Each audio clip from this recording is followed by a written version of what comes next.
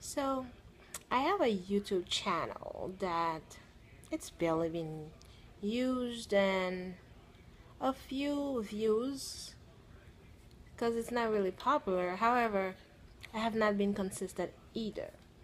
However, after I had EJ, this handsome little man right here, I've decided to vlog. And starting today, we'll be vlogging what we feel like it. What we feel is fun, interesting, important, knowledgeable, and can be of use for others. As you all know, 3 months ago, I had my little man, my blessing, my miracle, my redemption, because God used me to be a mom. So I decided to introduce him to the world after 3 months because I wanted to enjoy the beginning of my baby boy. We call that the fourth trimester because the 90 days after a child is born, it's called the fourth trimester. And it has been a joy. 100 plus days with this little man. I have learned a newfound love. I have learned more patience. I have learned to be more creative. I have learned that my finger is a pacifier. And my birth story was very different. Different in how it was. I carried him 39 weeks and 6 days. And I was really prepared to have vaginal birth because I'm a childbirth educator, and thanks to HMHB, Healthy Mothers, Healthy Babies, we have been trained to be childbirth educator. So having that knowledge and being a nursing student, a graduate nurse, I had that knowledge that I wanted to have vaginal birth. And I had a birth plan and all, and but my mother and my good friend Gertrude stated that you always need to have plan B just in case. But I refused to have plan B because I knew what I wanted. I did not want epidural. I wanted to walk around while I was giving birth. I wanted to find my own position and all. However, this little man had another thing in his mind. He wanted to sit in my stomach for the most part of the pregnancy, for a total of 15 weeks.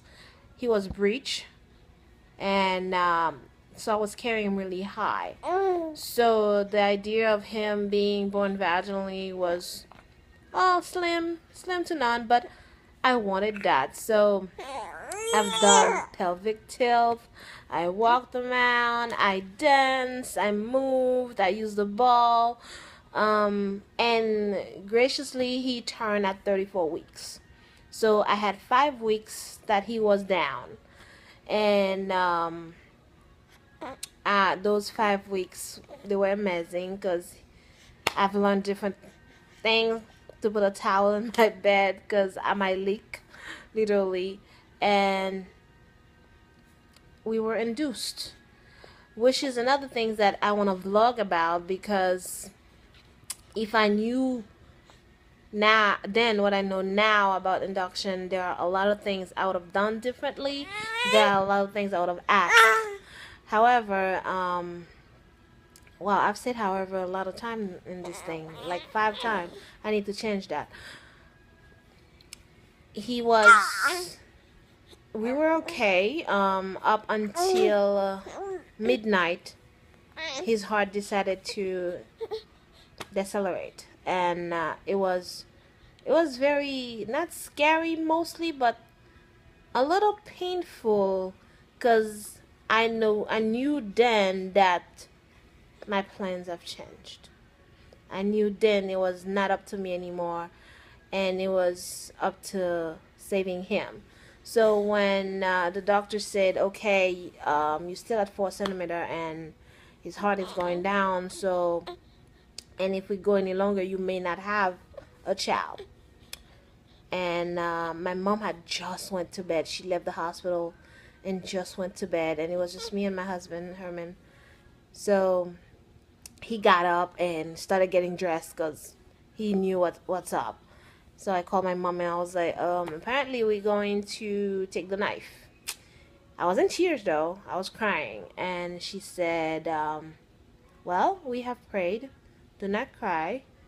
It's not up to you anymore. It's up to God. And my focus changed and it's up to God. So seriously, 12 o'clock, 12:30, I was already being prepped for a C-section, the plan B that I did not want. And by that time, I was still crying, and I almost had a nervous breakdown because when I was on the table, like a cross, like you're on a cross, arms stretched, both arms stretched, and you being all the IV being pushed on one hand and the other one, my husband was holding it, and I started shaking and screaming and all that things, and the anesthesiologist was like, if you can breathe, you are fine. Just focus on your breathing. And the doctor was like, I'm now gonna put the stuff on your stomach, and it's gonna be numb, so I'm gonna be poking you with some sharp stuff. So let me know how you feel, what you feel. Honestly, I didn't feel anything, but I was really shaking because I was horrified. And I felt everything. So my focus changed now from me and hearing his voice, because I had no other choice but to save him. And